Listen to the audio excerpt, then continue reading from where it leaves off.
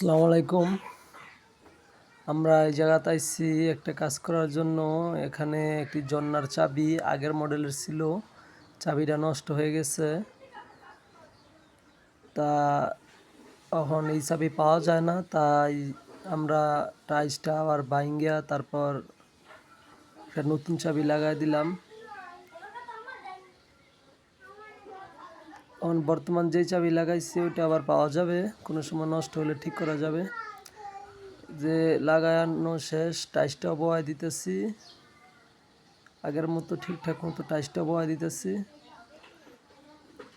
যেহেতু আমি টাইসের কাজ জানি, তাই আমি আর কি টাইসটা ঠিকঠাক মতো ফিনিশিং দিয়ে বসাই দিতেছি।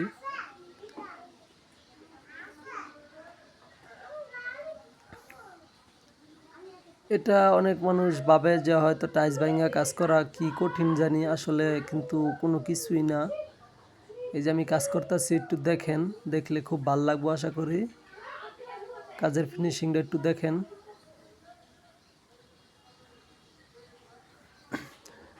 ভিতরে টাইসের ভিতরে কোনো সমস্যা হলে আপনি শুধু শুধু বকবেন না, কাজ করাই লাইবেন। একটা মাপ নিতেছি, এখানে জন্নার মাপ নিতেছি, যে মাপ নিলাম। এটা এখন কাটবো গোল কইরা মেশিন দিয়া। এই যে কাটতাছি, কাইটা তারপর লাগাবো।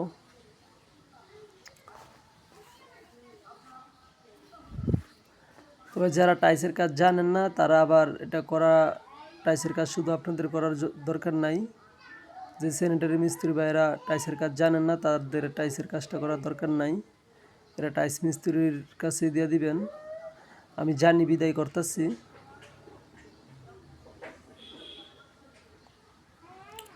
এই যে আমার টাইসটা গোল করে কাটা হয়ে গেছে।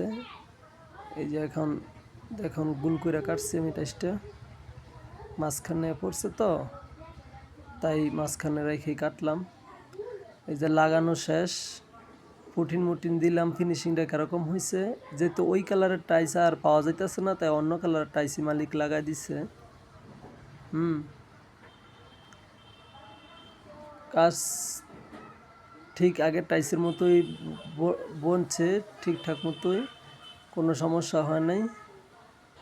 বোঝাই যায় না এখানে যে কাজ করা হয়েছে। কাজটা কীরকম হয়েছে অবশ্যই জানাইবেন।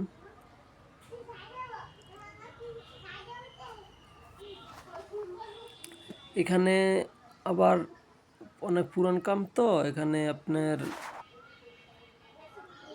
পানি কম আসতো, তাই আবার ওয়াশ করে দিছি।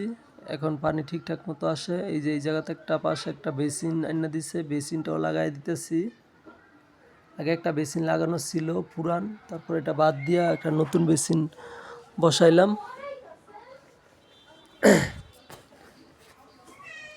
অবশ্যই জানাবেন কাজটা